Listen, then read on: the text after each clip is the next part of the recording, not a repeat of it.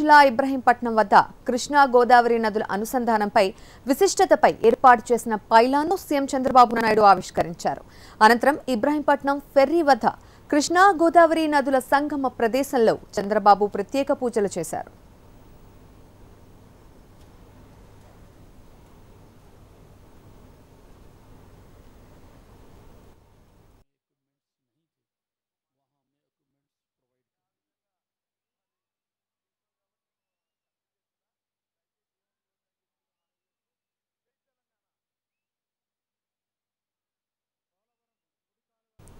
జీవనదుల సంగమంలో అద్భుత ఘట్టం ఆవిష్కరణ జరిగింది. కృష్ణా జిల్లా ఇబ్రహీంపట్నం వద్ద కృష్ణా గోదావరి నదుల అనుసంధానంపై విశిష్టతపై ఏర్పాటు చేసిన పైలాన్ను సీఎం చంద్రబాబు నాయుడు ఆవిష్కరించారు.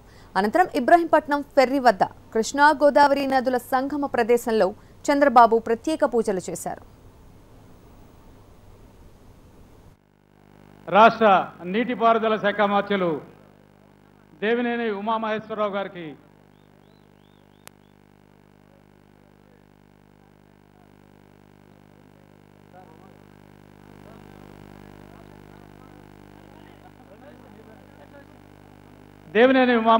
గారికి రైతులందరూ పోలవరం కుడికాలువ రైతులు ఆత్మీయ సత్కారం అందిస్తున్నారు. దయచేసి వేదికకు రావాల్సిందిగా కోరుతున్నాం. కృష్ణా జిల్లా ముద్దుబిడ్డ యువ నాయకుడు, పట్టుదలకు కఠోర పరిశ్రమకు మారుపేరు దేవినేని ఉమామహేశ్వరరావు గారు.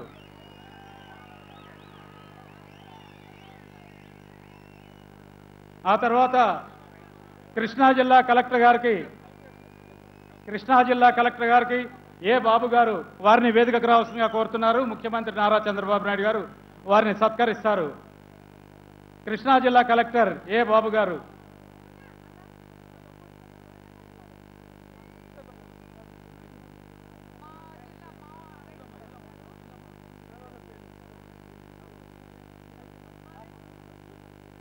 ఒక ఐఏఎస్ ఆఫీసర్ కలెక్టర్గా కాకుండా నిరంతర శ్రామికుడిగా రాత్రనక పగలనక శ్రమించారు జిల్లా కలెక్టర్ బాబు గారు. అదేవిధంగా పశ్చిమ గోదావరి జిల్లా కలెక్టర్ భాస్కర్ గారికి కూడా ముఖ్యమంత్రి నారా చంద్రబాబు నాయుడు గారు సత్కారం అందిస్తున్నారు. ఒక మహాయజ్ఞంలో భాగస్వాములైన ప్రతి ఒక్కరిని గుర్తుంచుకొని ముఖ్యమంత్రి గారు వారిని సత్కరిస్తున్నారు. మీరు డబ్బులు పెడితే ఏ వస్తువైనా కొనుక్కోవచ్చు, డబ్బులు కావాలంటే సంపాదించుకోవచ్చు. కానీ నీటిని మాత్రం సంరక్షణ చేసుకోకపోతే, ఆ నీటిని మనం కాపాడుకోకపోతే మన జీవితాలు చాలా సమస్యల సుడిగుండంలో ఉంటాయి.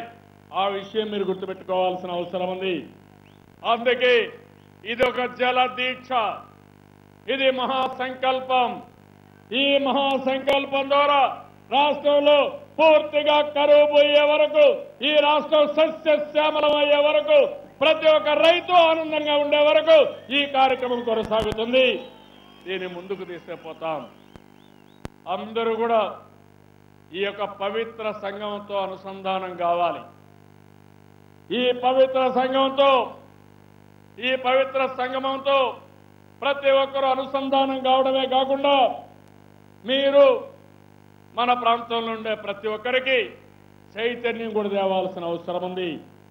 నదుల్ని పూజించాలి, నదులకు పూజ చేయాలి, నదులతో అనుసంధానం కావాలి, ప్రకృతితో మనం మమేకం కావాలి.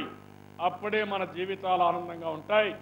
ఆ విషయం గుర్తుపెట్టుకోవాల్సిందిగా మరొక్కసారి కోరుకుంటూ, ఈరోజు నా జీవితంలో ఒక అదృష్టమైన రోజు, నా జీవితంలో మరిచిపోలేని రోజు, చరిత్రలో చిరస్థాయిగా గుర్తుపెట్టుకునే రోజు.